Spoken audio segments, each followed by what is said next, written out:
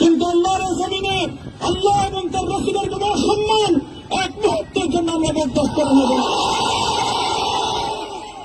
আমরা আমাদের সর্বোচ্চ ত্যাগ এবং কোরবানি স্বীকার করতে প্রস্তুত রয়েছি, জীবন দিতে প্রস্তুত রয়েছি। আল্লাহর জমিনে আল্লাহ দিনের ঝান্ডা সমুন্নত করেই আমাদের যাত্রা থামবে ইনশাআল্লাহ। হয়তো শাহাদাত, নয়তো খেলাফত ইনশাআল্লাহ।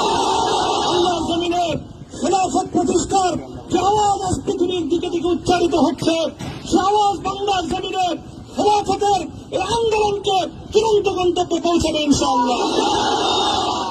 বাংলাদেশের আলেম সমাজ, হেফাজতে ইসলাম বাংলাদেশ সহ বাংলাদেশ খেলাফত মজলিস সহ সকল ভাতৃপ্রতিম সংগঠন, সকল ধর্মপ্রাণ, ইসলামপন্থী বিভিন্ন ছোটখাটো মতবিরোধ,